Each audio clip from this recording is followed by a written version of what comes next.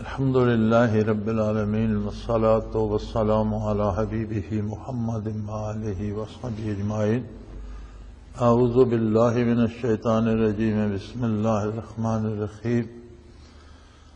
هنالك دعا زكريا ربه قال رب هب لي من لدنك ذرية طيبة إنك سميع الدعاء. فنادته الملائكة وهو قائم يصلي في المحراب أن الله يبشرك بيحيى مصدقا بكلمات من الله وسيدا وحصورا ونبيا من الصالحين.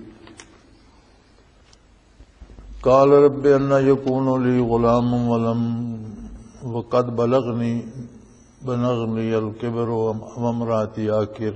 قال كذلك الله يفعل ما يشاء. قال رب اجعل لي آية.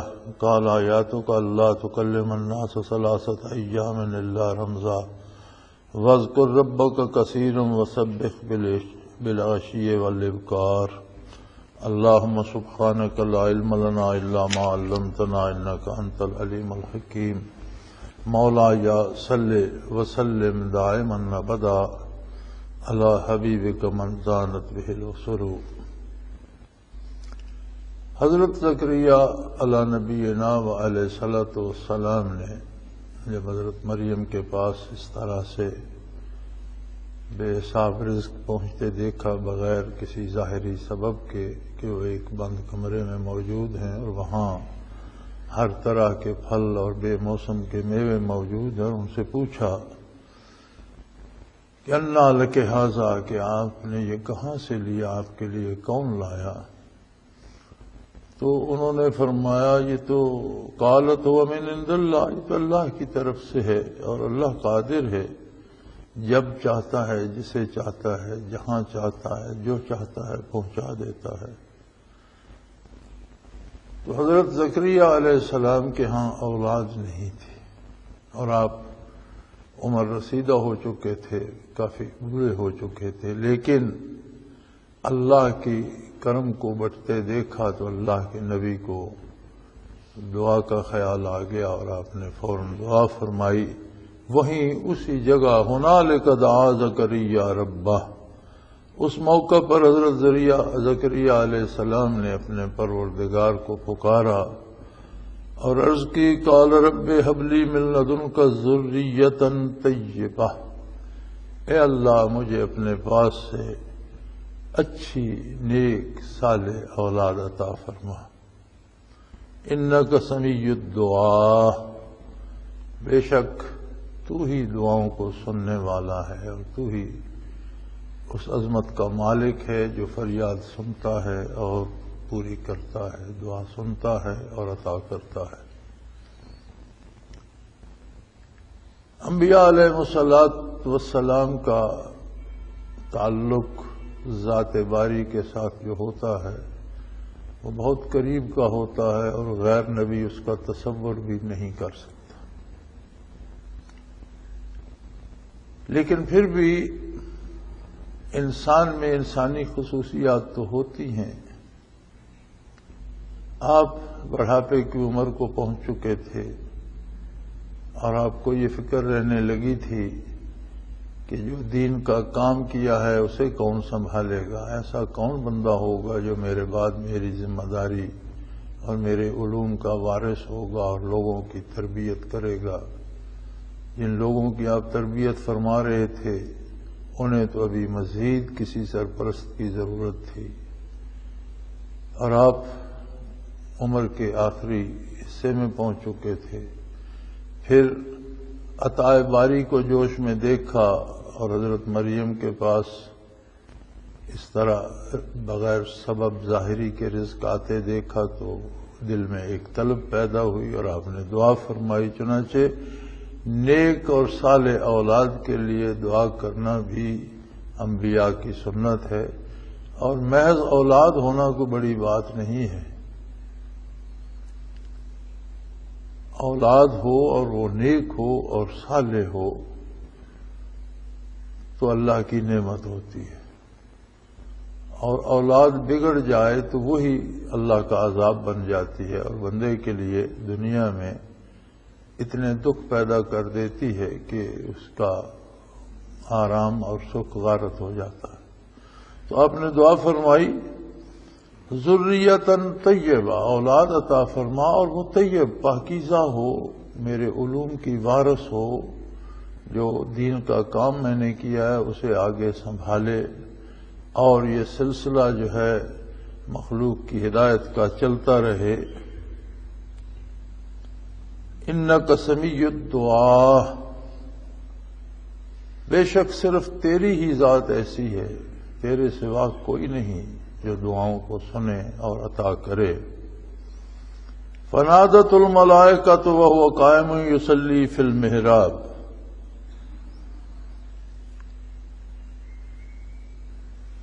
آپ نماز پڑھنے کے لیے کھڑے تھے۔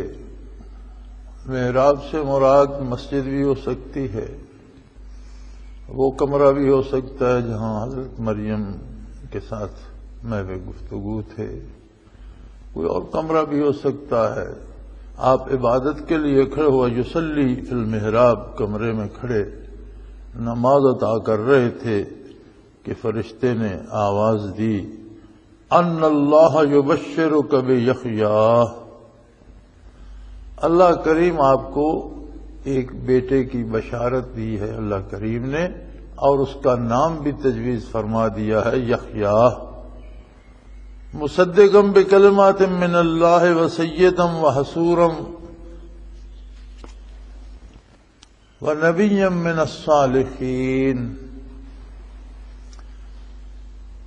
آپ کو اللہ نے بیٹے کی بشارت دی ہے، اس کا نام بھی اللہ کریم نے تجویز فرما دیا ہے کہ ان کا نام یحییٰ ہوگا، اور یہ بھی اللہ کریم نے خوشخبری دی ہے کہ مصدقا بکلمات من اللہ، اللہ کے کلمات کی تصدیق کرنے والے ہوں گے۔ یعنی آپ نے ذریت طیبہ کی دعا کی تو وہ اللہ کے کلمات کی تصدیق کرنے والے ہوں گے، آپ کے وارث ہوں گے، آپ کے دینی امور کو آگے بڑھانے والے ہوں گے، وسیداً، اور سردار ہوں گے، مقتدا ہوں گے، لوگ ان کی پیروی کریں گے۔ سید کا معنی لغوی معنی سردار کا آتا ہے، وہ لوگ جس کے پیچھے کچھ لوگ چلیں، جس کی بات کچھ لوگ مانتے ہوں، جسے سردار سمجھا جائے۔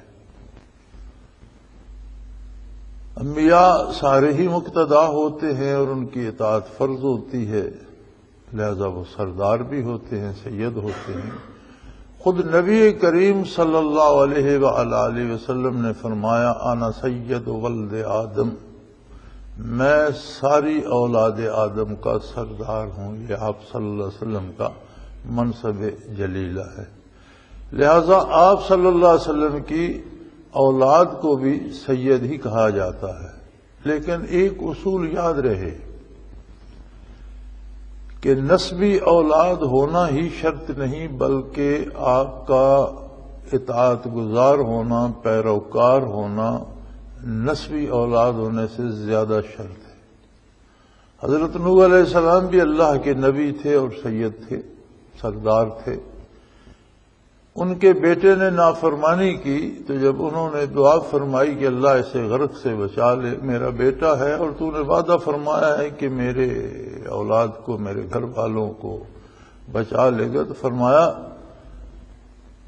انہ لیس من اہلک، وہ آپ کے گھر والوں میں شامل نہیں ہے،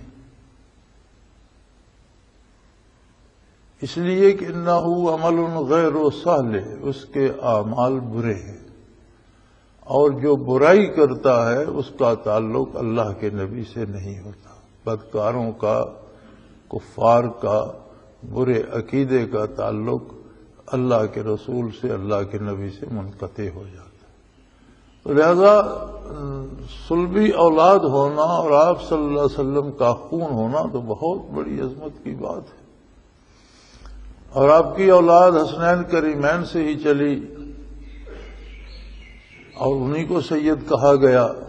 یوں تو ہم عوان قبائل جو ہیں، بہت سے قبائل ہیں عوان کے، حضرت علی کرم اللہ وجہ کریم کے سارے بیٹوں کے اولادوں کو آوان کہا جاتا ہے، تو حسنین کریمین بھی حضرت علی کرم اللہ وجہ کریم کی اولاد تھے اور آوان بھی انہی کی اولاد ہیں، لیکن آوانوں کو تو سید کوئی نہیں کہتا، اس لیے کہ ان کی والد ماجدہ حضور کی جگر گوشہ تھی صلی اللہ علیہ وسلم، اور آپ کی دختر نیک اختر تھیں، اور امانوں کی جو حضرت علی کی دوسری بیویاں تھیں وہ نبی کریم صلی اللہ علیہ وسلم کی بیٹیاں نہیں تھیں۔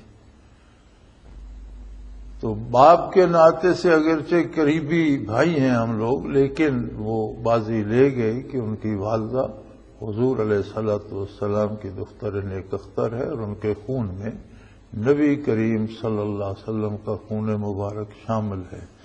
لیکن اس خون مبارک کی برکات تب تک رہیں گی جب تک وہ حضور کے اطاعت گزار رہیں گے، آپ کے تابع فرمان رہیں گے۔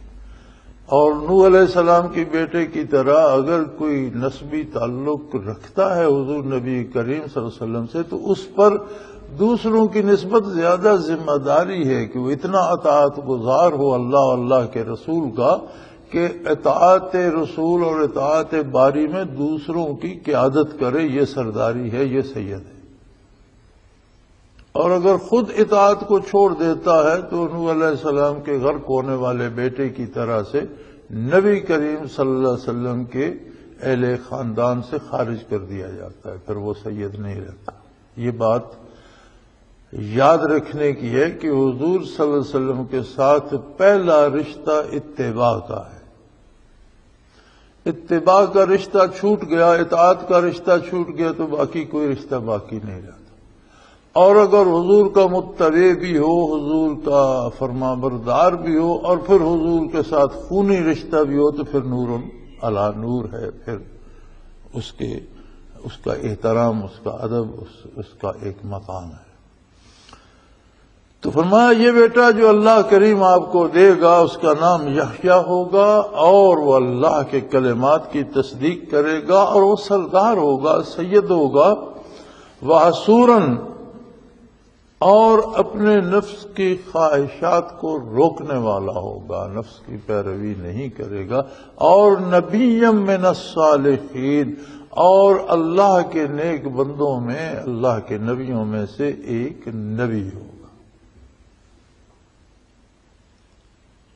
یہ ساری اوصاف انبیاء علیہ الصلوۃ والسلام کے ہیں، اور یہ اوصاف اللہ کے نیک بندوں میں بھی ہوتے ہیں، لیکن جب یہ کہہ دیا جائے کہ فلاں اللہ کا نبی ہے تو از خود اس میں یہ سارے اوصاف آ جاتے ہیں، لیکن اللہ کریم نے اپنے محبوب بندے اور اپنے نبی کی دلجوئی کی خاطر بیٹے کی بشارت بھی دی، بیٹے کا نام بھی رکھا، اور ان کے اوصاف حمیدہ کی تعریف بھی فرما دی۔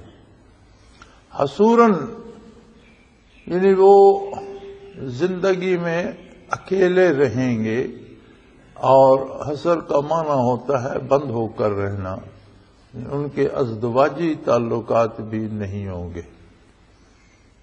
یہ عجیب بات ہے کہ یہ کیسے خوبی ہو گئی۔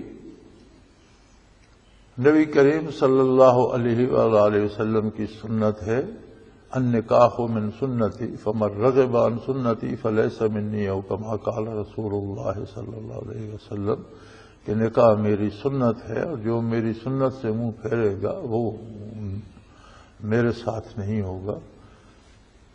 لیکن انہیں ان کی شریعت میں اس زمانے میں اور اس وقت شاید بغیر شادی کے رہنا بھی ایک بہت خوبی ہوگی، اور شریعت میں جائز ہوگا، شریعت میں روا ہوگا۔ دوسری بات یہ ہے کہ ہر صاحب حال کا ایک حال ہوتا ہے اللہ کریم کے ساتھ، ایک تعلق ہوتا ہے، ایک ربط ہوتا ہے۔ دنیاوی امور اور دنیاوی لذات اور دنیاوی خوشیاں اور گپ شپ، یہ جو تعلق باللہ ہوتا ہے، جو آدمی متوجہ اللہ رہتا ہے، اس توجہ کو ہٹاتی ہیں، کم کرتی ہیں، اس تعلق کو کم کرتی ہیں۔ یعنی آپ دنیا کے کسی ہو، قائم حلال بھی ہو، جائز بھی ہو، تجارت ہے، کاروبار ہے، دین کی تبلیغ ہے، یہ تو سارا دین ہے نا۔ دین کی تبلیغ ہے، اس میں بھی آپ لگے رہیں تو لوگوں سے ملنا جلنا تو ہوگا، بات اللہ کی ہو رہی ہے لیکن توجہ لوگوں کی طرف ہوگی تو توجہ اللہ کم ہوگی۔ اور شادی اگرچہ ایک مسنون فعل ہے اور ضروری ہے نسل انسانی کی بقا کے لیے، لیکن اختلاط فی الزوجین جو ہے یہ دنیا میں ایک ایسا فعل ہے جو سب سے زیادہ توجہ کو سلب کرتا ہے اور آدمی دوسری طرف متوجہ نہیں رہتا۔ تو یہ خوبی آپ کی ارشاد فرمائی کہ کوئی لمحہ زندگی میں ایسا کام نہیں کریں گے جو توجہ اللہ کو کم کرتا۔ میں نے کہہ دیا یہ سب کچھ، یہ عام آدمیوں کے کام کی باتیں تو شاید نہیں ہیں، یہ صاحب حال لوگوں کی باتیں ہیں اور انہی کے کام کی ہیں۔ پھر فرمایا نبی من الصالحین، اللہ کے مقرب بندوں میں سے اللہ کا نبی ہوگا۔ تب انہیں خیال گزرا، فرمانے لگے اللہ میں نے دعا تو کر دی، جذبہ بے خودی میں آ کر بے اختیار ہو کر میں نے ہاتھ اٹھا دیے اور میں بارگاہ میں عرض گزار تو ہو گیا، لیکن میری عمر اب اس قابل نہیں کہ مجھے اولاد ہو سکے، اور میری بیوی ساری عمر سے بے اولاد رہی ہے، بانجھ ہے۔ قال رب ان یکون لی غلام وقد بلغنی الکبر وامرأتی عاقر، کیسے بیٹا ہو سکتا ہے اللہ کہ میری عمر جو ہے وہ اپنے بڑھاپے کی حد کو چھو رہی ہے اور میری بیوی ساری عمر سے بانجھ ہے، اولاد کے قابل نہیں ہے، ضعیفہ بھی ہے، عمر رسیدہ بھی ہے، اور جب جوان تھی تب بھی ان کے اولاد نہیں ہوئی، ان میں یہ نقص ہے کہ وہ اولاد پیدا نہیں کر سکتی، تو یہ بیٹا کیسے ہو جائے گا؟ قال کذالک اللہ یفعل ما یشاء، فرمایا یہی تو بات ہے کہ اللہ جو چاہتا ہے وہ کرتا ہے۔ بات ہی یہی ہے کہ قدرت کاملہ کے لیے اسباب کوئی حیثیت نہیں رکھتے، چونکہ وہ اسباب کا بھی خالق ہے۔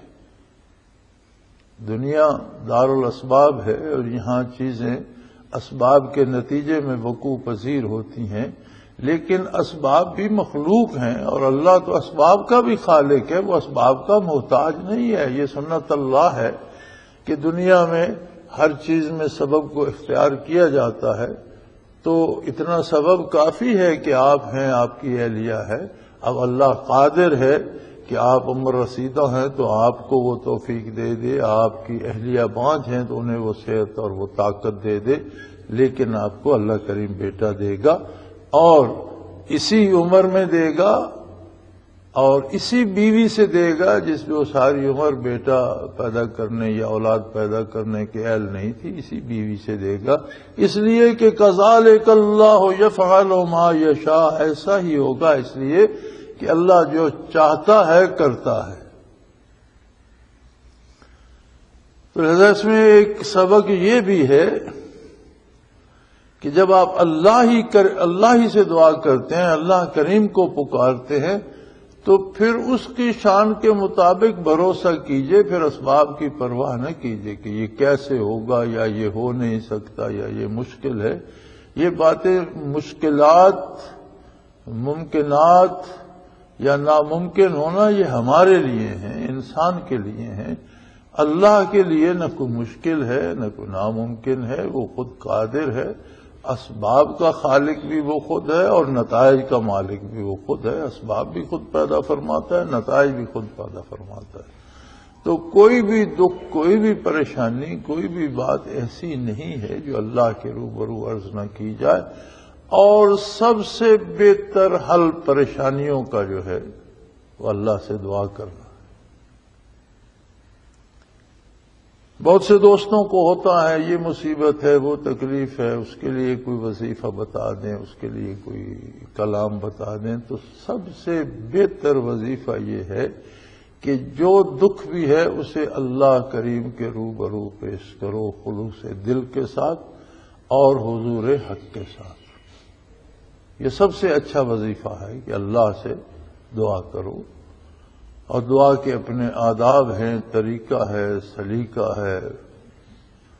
بعض بزرگوں نے لکھا ہے کہ ہر دعا سے پہلے اور آخر درود شریف ضرور پڑھا جائے، اس لیے کہ درود شریف خود دعا ہے، اور درود شریف ایسی دعا ہے جو ہمیشہ مقبول ہوتی ہے، اور مقبول شدہ دعا ہے کہ خود ان اللہ و ملائکتہ یصلون علی النبی، اللہ کریم خود اور اس کے فرشتے اپنے نبی پر درود بھیج رہے ہیں. اب جب ہم درود کی درخواست کرتے ہیں تو وہ کام تو پہلے سے ہو رہا ہے. ہم تو اپنا نام شامل کر کے اس کا ثواب حاصل کرتے ہیں، اللہ کی رضا حاصل کرتے ہیں، کام تو وہ پہلے سے ہو رہا ہے. تو بزرگ فرماتے ہیں کہ دعا کے پہلے بھی درود شریف ہو اور آخر میں بھی درود شریف ہو، تو اللہ کے کرم سے امید رکھنی چاہیے کہ جو بات میں نے عرض کی اس کا پہلا حصہ بھی مانا گیا، آخری بھی مانا گیا، تو درمیان میں سے کیوں چھوڑ دے گا؟ اللہ کریم بھی ہے، اللہ قادر بھی ہے. تو دعا کی مقبولیت کے لیے اول و آخر درود شریف پڑھا جائے، اور دعا حضور حق کے ساتھ کی جائے، اس یقین کے ساتھ کی جائے کہ میں اللہ سے بات کر رہا ہوں، اپنی گزارشات اللہ کریم سے پیش کر رہا ہوں، اللہ میرے ساتھ ہے، میرے پاس ہے، میری ذات سے زیادہ میرے قریب ہے، میری بات کو سن بھی رہا ہے، اور وہ اتنا کریم ہے کہ مجھ عاجز کی بات رد نہیں فرمائے گا. قال رب اجعل لی آیہ، اب اللہ کے محبوب بندے تھے، انہوں نے کہا یا اللہ میرے لیے کوئی نشانی بنا دے کہ جب بچے کی امید ہو تو مجھے پتہ چل جائے تو میں تیرا زیادہ شکر ادا کروں اور زیادہ نیاز مندی کا اظہار کروں، تو میرے لیے کوئی نشانی بنا دے. قال آیاتک اللہ تکلم الناس ثلاثۃ ایام الا رمزا، ارشاد ہوا کہ جب آپ سے قوت گویائی ختم ہو جائے اور 3 دن تک آپ بات نہ کر سکیں، سوائے رمز و کنایہ کے، سوائے اشارے کے لوگوں سے بات نہ کریں، آپ کی زبان سے کوئی کلمہ نکلنا ممکن نہ رہے، تو یہ حالت آپ کی 3 دن رہے گی، تو آپ سمجھیں کہ اللہ نے آپ کو بیٹا عطا کر دیا ہے. تو یہ بات نہ کرنا بھی ایک کمال ہے. کم کھانا، کم سونا، کم بولنا، یہ 3 ایسے امور ہیں کہ جو اللہ کے ساتھ تعلق کے لیے بہت معاون ہیں، بہت ضروری ہیں. اور بات کرنا جو ہے، کسی نے بہت خوب کہا تھا کہ دل ز پر گفتن بمیرت در بدن، گرچہ گفتارش بود در عدن. بات اگر عدن کے موتیوں یعنی جواہرات جیسی قیمتی بھی ہو، تو باتیں کرتے کرتے دل جو ہے وہ بدن میں مر جاتا ہے. دل سے پر گفتن بمیرت در بدن، زیادہ باتیں کرنے سے بدن کے اندر دل مر جاتا ہے، خواہ وہ باتیں بہت اچھی ہوں. اب اگر باتیں بھی بری ہوں، خلاف شریعت ہوں، فسق و فجور والی باتیں ہوں، تو کیا اثر ہوتا ہوگا؟ اب باتیں کرنے کا اثر یہ ہوتا ہے کہ اگرچہ صوفیاء کرام کو ترقی درجات دین کی عمل کرنے سے، عبادات، مجاہدات سے، اور سب سے زیادہ ترقی دین کی تبلیغ سے ہوتی ہے، دین کے پھیلانے سے ہوتی ہے، اللہ کے دوسرے بندوں کو راہ ہدایت پر لانے کے لیے جو محنت کی جاتی ہے، یہ سب سے زیادہ ترقی کا سبب بنتی ہے. ترقی درجات ہوتی ہے، لیکن اگر دین کی تبلیغ بھی کرتے رہیں، وعظ بھی کرتے رہیں، تقریریں بھی کرتے رہیں، دینی مسائل بھی بیان کرتے ہیں، تو بھی جن لوگوں سے آپ مخاطب ہیں، جو آپ کے ساتھ بات کر رہے ہیں، جو ہم کلام ہیں، جب وہ بات کرتے ہیں تو ان کی آواز کے ساتھ، ان کے جملوں کے ساتھ جو کچھ ان کے اندر ہے وہ بھی باہر آتا ہے، جو کچھ آپ کے اندر ہے وہ بھی آتا ہے. اگر آپ اللہ کا کلام کا سنا رہے ہیں، اس میں نور ہے، تو کوئی اعتراض کرے گا تو اس میں ظلمت بھی تو ہوگی. تو اس طرح سے اگرچہ ترقی درجات ہوتی ہے، لیکن دینی تبلیغ کرنے سے بھی مشاہدات میں کمی واقع ہو جاتی ہے، دل پر غبار آ جاتا ہے۔ حضرت رحمت اللہ تعالی علیہ فرمایا کرتے تھے کہ جھاڑو دینے سے سڑک یا گلی یا راستہ تو صاف ہو جاتا ہے، لیکن جھاڑو دینے والے کا لباس جو ہے وہ خاک آلود ضرور ہوتا ہے۔ اگر دینی کام بھی آپ کر رہے ہیں تو جو معاشرے سے، جو عوام الناس سے ظلمت اٹھتی ہے وہ آپ پر بھی اثر انداز ہوتی ہے۔ تو یہاں بہت مزے کی بات اللہ نے فرمائی کہ اللہ کا انعام ہوگا آپ پر اور 3 دن تک آپ بات نہیں کر سکیں گے۔ حضرت رحمت اللہ تعالی علیہ کی بات میں نے دیکھی کہ جب عمر کے آخری دن آئے تو بہت دنوں پہلے، وفات سے بہت دنوں پہلے آپ نے بات کرنا چھوڑ دی، یا آپ میں بات کرنے کی سکت نہ رہی، اور اگر دوائی لینی ہوتی، پانی کا گھونٹ بھی مانگنا ہوتا تو حضرت وہ لکھ کر چٹ پر، کوئی بات کرنی ہوتی تو آپ لکھ کر دے دیتے تھے، لیکن زبان پر چھالے زبان مبارک پر پڑ گئے تھے اور حلق میں کچھ اس طرح سے کہ بات کرنا ممکن نہ رہا تھا۔ اور سلوک و تصوف میں جو منازل آپ کے تھے ان کا تقاضا بھی یہی تھا کہ وصال الہی سے پہلے مخلوق سے کلی طور پر رابطہ منقطع ہو جائے۔ یہ باتیں ان لوگوں کی ہیں جن کو یہ نعمتیں نصیب ہوتی ہیں۔ بڑی عجیب بات ہے کہ کسی کی بات صرف اللہ سے رہ جائے اور مخلوق سے بات ہی نہ کرے۔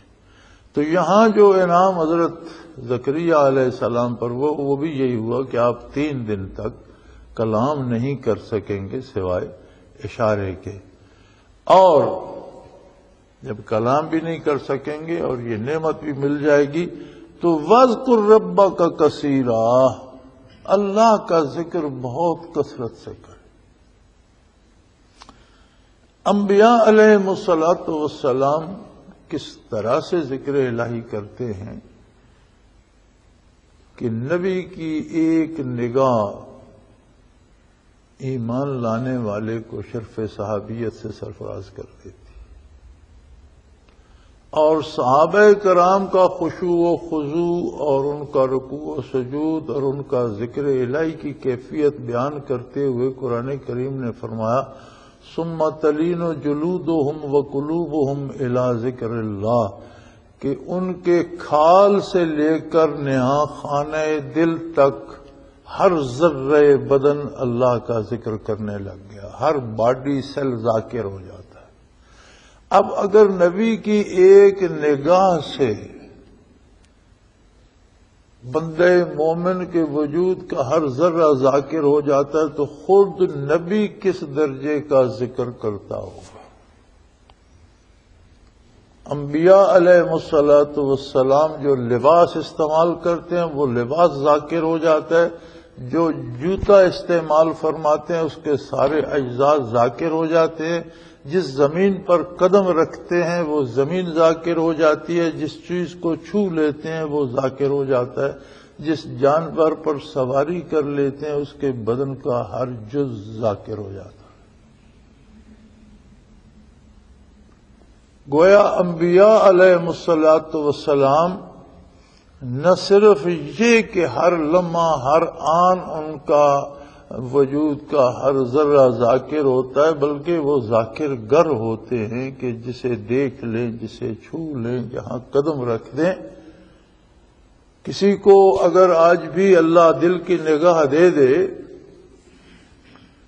تو جہاں جہاں نبی کریم صلی اللہ علیہ وسلم مکہ مکرمہ کی گلیوں میں نکلے، یا جہاں جہاں آپ نے سفر فرمایا، یا جہاں جہاں صحراؤں میں قدم مبارک رکھا، آج بھی جہاں حضور نے قدم رکھا وہ زمین قطع زمین میں اس طرح نظر آتی ہے جیسے آسمان پر چاند دکھائی دیتا،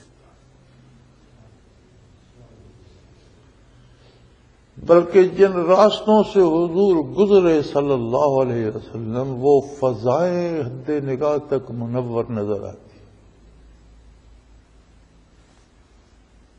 بلکہ اس کے بارے میں نے ایک دفعہ حضرت رحمۃ اللہ علیہ سے پوچھا بھی تھا غالباً کہ اس بات کی سمجھ نہیں آ رہی کہ قدوم مبارک کے نشان تو منور ہو گئی، فضائیں منور کیسے؟ تو حضرت نے فرمایا تھا کہ جہاں تک حضور نبی کریم کی نگاہ پاک گئی ہے وہ فضا منور ہو گئی اور قیامت تک رہے گی۔ انبیاء کے ذکر کا یہ عالم ہوتا ہے، اس کے باوجود ذکر الہی کی کثرت کی کوئی حد نہیں ہے کہ پھر نبی کو ہی فرمایا جا رہا ہے کہ وَاذْكُرْ رَبَّكَ كَثِيرًا، اور بھی کثرت سے اللہ کا ذکر کر۔ یعنی آپ اندازہ کریں کہ انبیاء علیہ الصلوۃ والسلام کا ذکر کس طرح سے کثرت سے ہوتا ہے۔ وہ ذاکر گر ہوتے ہیں، جہاں قدم رکھتے ہیں ذرات ذاکر ہو جاتے ہیں، جہاں آرام فرماتے ہیں قبور میں تو وہ قبور ذاکر ہو جاتی ہیں، وہ ذرات ذاکر ہو جاتے ہیں، جہاں رہتے ہیں وہ مکان ذاکر ہو جاتے ہیں، جہاں سجدہ کرتے ہیں وہ جگہ ذاکر ہو جاتی ہے، جہاں سے گزر جاتے ہیں شجر و حجر ذاکر ہو جاتے ہیں۔ یہ پتھروں کا یا درختوں تک کا کمال تو نہیں تھا کہ حضور جدھر تشریف لے جاتے تو درخت بھی سلام کہتے، پتھر بھی درود پڑھتے۔ یہ کمال تو محمد الرسول اللہ صلی اللہ علیہ وسلم کا تھا نا، کہ جہاں تشریف لے گئے وہاں کے پتھروں کو بھی درود پڑھنا نصیب ہو گیا، درختوں کو بھی صلاۃ و سلام پڑھنا نصیب ہو گیا۔ تو یعنی انبیاء کا وجود پاک جو ہوتا ہے وہ ذاکر گر ہوتا ہے۔ اس کے بعد پھر حکم ہو رہا ہے، نبی کو حکم ہو رہا ہے وَاذْكُرْ رَبَّكَ كَثِيرًا، اور کثرت سے اللہ کا ذکر کر۔ اس کا مطلب ہے کہ کتنا بھی کوئی ذکر کرے، ساری عمر صرف کر دے، پھر بھی وہ کثرت ذکر ابھی باقی ہے، کیونکہ ذکر کی شان مذکور کی شان کے مطابق ہے۔ اللہ کی کوئی حد نہیں، اس کی عظمت کی، اس کی شان کی، اس کی ذات کی کوئی حد نہیں، اس کے ذکر کی بھی کوئی حد نہیں ہے۔ یہاں اگر کوئی 4 دن 4 تسبیحات پڑھتا ہے یا 5 دن نماز پڑھ لیتا ہے تو سمجھتا ہے میں نے اللہ پر بڑا احسان کیا، بڑا تیر مارا، بلکہ کثرت ذکر کی تو کوئی حد ہی نہیں ہے کہ اللہ اپنے نبی سے کہہ رہا ہے کہ جب یہ نشانیاں آپ کو عطا ہوں تو وَاذْكُرْ رَبَّكَ كَثِيرًا، اللہ کا ذکر اور کثرت سے کر، وَسَبِّحْ بِالْعَشِيِّ وَالْإِبْكَارِ، اور رات دن ذکر کرتا چلا جا۔ عشیہ والابکار، صبح شام، اس کا مطلب ہوتا ہے جیسے ایک انگریزی کا محاورہ ہے راؤنڈ دی کلاک، یعنی ہر لمحہ۔ 2 انتہائیں ہیں نا دن کی، صبح اور شام، تو جب دونوں اور رات کی بھی دونوں انتہائیں ہیں، صبح اور شام، اور جب رات دن کی دونوں انتہاؤں کا ذکر آتا ہے تو مراد ہوتا ہے کہ رات دن کا ہر لمحہ، ہر آن ذکر الہی کرتے رہیے۔ تو اللہ کریم کا ذکر نصیب ہو۔ اس پہ بہت سے احباب کو یہ ہوتا ہے کہ جی ہم عبادت کرتے ہیں، یہ ذکر ہے، تسبیح پڑھتے ہیں، یہ ذکر ہے۔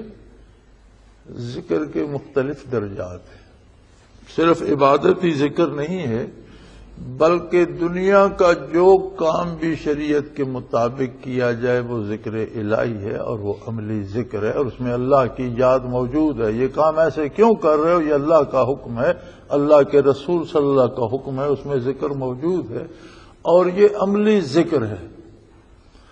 کوئی بات جو سچی کی جائے، کھری کی جائے، اور اس اعتبار سے کی جائے کہ چونکہ اللہ کا اور اللہ کے نبی کا حکم ہے سچ بولو، لہذا میں سچی بات کر رہا ہوں، وہ ذکر الہی ہے کہ اس کے ساتھ اللہ کی یاد موجود ہے، اللہ کے نبی کی یاد موجود ہے۔ پھر کوئی تلاوت کرے، ذکر الہی ہے، تسبیحات پڑھے، ذکر الہی ہے، کوئی اس میں ربانی سارا دن پڑھتا رہے، یہ ذکر الہی ہے، لیکن یہ ذکر لسانی ہے۔ ایک ذکر وہ ہے جو حال ہے کہ آپ جو کام بھی کرتے ہیں، جس حال میں بھی اللہ کو یاد کرتے ہیں، وہ عملی ذکر ہے۔ زبان سے نیک بات کہتے ہیں یا تلاوت کرتے ہیں یا تسبیح پڑھتے ہیں، یہ ذکر لسانی ہے۔ لیکن نہ حال ہمیشہ رہتا ہے اور نہ زبان ہر وقت چلتی ہے. عمل بھی ہر وقت نہیں ہوتا، عمل منقطع ہو جاتا. آپ سارا دن کام کرتے ہیں، رات کو تو سو جائیں گے، عمل منقطع ہو جائے گا. زبان سے آپ کتنا ذکر کرتے رہیں، کتنا ذکر کرتے ہیں، زبان خاموش ہو جائے گی، ذکر منقطع ہو جائے گا. ذکر کثیر نہ عمل سے ہو سکتا ہے نہ لسان سے ہو سکتا ہے. تیسرا ذکر ہے ذکر قلبی. دل ذاکر ہو جائے، دل میں یاد رچ بس جائے، اور دنیا کا کوئی بھی کام کر رہے ہو دل یاد سے غافل نہ ہو. وہ ایک پنجابی کا کہا گیا اس کے لیے ایک محاورہ کہ ہتھ کارول دل یارول. آپ کوئی کام کر رہے ہو دل اللہ اللہ کر رہا ہو، آپ بات کر رہے ہو دل اللہ اللہ کر رہا ہو، آپ کھانا کھا رہے ہو دل اللہ اللہ کر رہا ہو، آپ سو جائیں دل اللہ اللہ کر رہا ہو، آپ جاگے تو پتہ چلے دل ذاکر تھا، سینے میں دھڑک کر باہر آنا چاہتا ہے. آپ سوتے رہیں، ذکر قلبی نصیب ہو جائے، وہ چلتا رہے گا. بندہ مر جائے، قبر میں چلا جائے، مٹی کے نیچے اتر جائے اور دل اللہ اللہ کرتا رہے تو ایک حد تک ذکر کثیر کے معنی کو پا لیتا ہے. کسی نہ کسی حد تک کثرت ذکر میں داخل ہو جاتا ہے. عملی ذکر کثیر نہیں ہو سکتا، عمل میں انقطاع آتا ہے. لسانی ذکر ذکر کثیر نہیں ہو سکتا کہ اس میں انقطاع آتا ہے، زبان بند ہوتی ہے. لیکن جب قلب ذاکر ہو جاتا ہے، ذکر خفی قلبی نصیب ہو جاتا ہے تو وہ ذکر دوام ہوتا ہے. دل دھڑکنا چھوڑ جائے لیکن ذکر کرنا نہیں چھوڑتا اگر ذاکر ہو جائے. موت آ جائے، دل دھڑکن بند کر دے، دھڑکنا چھوڑ سکتا ہے لیکن اگر ذاکر ہے تو ذکر نہیں چھوڑتا. اس کے اندر جو لطیف ربانی ہے وہ ذکر کرتا ہی رہتا ہے، وہ قبر میں بھی کرتا رہتا ہے تاکہ قلب ذاکر سے قبور ذاکر ہو جایا کرتی. تو کثرت ذکر کی بات جب بھی آتی ہے سوائے ذکر قلبی کے اس مفہوم کو پورا نہیں کیا جا سکتا. بعض لوگوں کو سوال یہ ہوتا ہے کہ یہ جس طریقے سے صوفیاء ذکر کراتے ہیں اس طریقے سے ثابت ہے؟ اور یہ سوال وہ لوگ پوچھتے ہیں جن کی زندگی کا ہر کام خلاف سنت ہوتا ہے. جو کام دوسرے آپ کر رہے ہیں یہ ثابت ہے شریعت سے، اس کی پرواہ نہیں کرتے. لیکن جب اللہ اللہ کی بات آتی ہے تو اس طرف جو کام اللہ کے یہ نیک بندے کرتے ہیں آپ کیسے سوچ لیتے ہیں کہ یہ خلاف شریعت کر رہے ہیں؟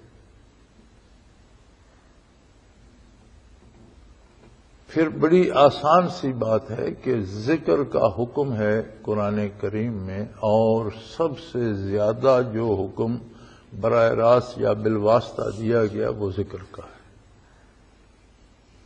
لیکن قرآن کریم نے ذکر پر کوئی پابندی کسی طریقے کی نہیں لگائی. جیسے نماز ہے، نماز کے طریقے کی پابندی ہے، وقت کی پابندی ہے، رکعت کی پابندی ہے، رکوع و سجود کی پابندی ہے، فاتحہ شریف پڑھنے کی پابندی ہے، ہر حرکت پہ تکبیر کہنے کی پابندی ہے. بہت سی پابندیاں ہیں نا. اوقات بھی مقرر ہے اور طریقہ کار بھی. روزہ ہے اس کا وقت بھی مقرر ہے، مہینہ بھی مقرر ہے، افطار و سحر کے قواعد و ضوابط مقرر ہیں.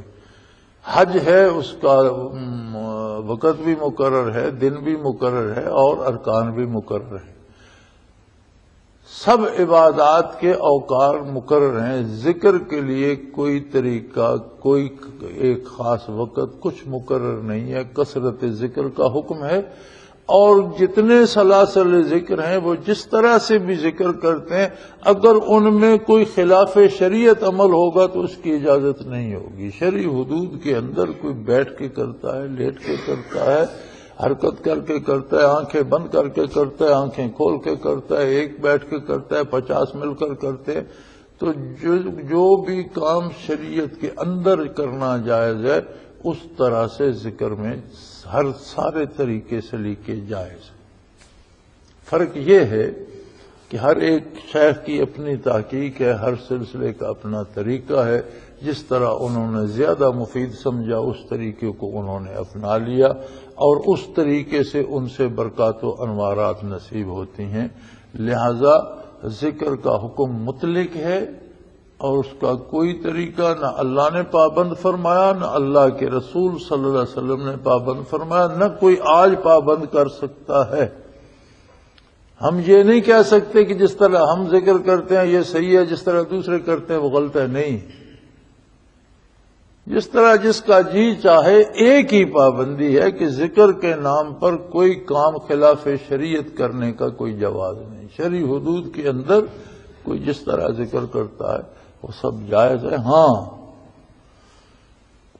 اگر کسی کو اس کی لذت نصیب ہو جائے تو سب سوالوں کے جواب مل جاتے ہیں، چونکہ جو کچھ اس سے نصیب ہوتا ہے وہ کیفیات ہیں، اور کیفیات محسوس تو کی جا سکتی ہیں، لکھنے پڑھنے میں نہیں آتی. کیفیات کے لیے کوئی لفظ وضع نہیں کیا گیا کہ وہ لکھ کر بتا دے. کیفیات صرف محسوس کی جاتی ہیں. یہ انہی کا کام ہے جنہیں اللہ نصیب کر دے، اور میری تو دعا ہے کہ اللہ تمام مسلمانوں کو نصیب کرے. وآخر دعوانا ان الحمدللہ رب العالمین.